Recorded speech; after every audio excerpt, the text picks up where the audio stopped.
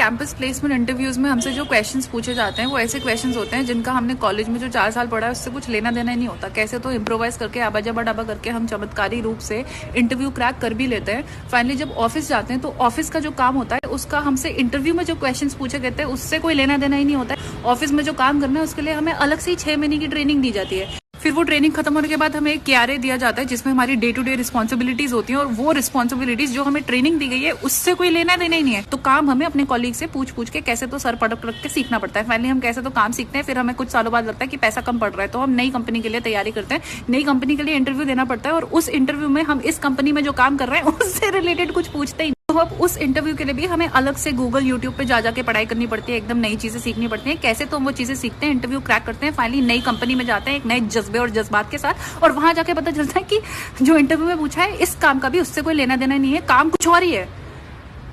Where does this stop?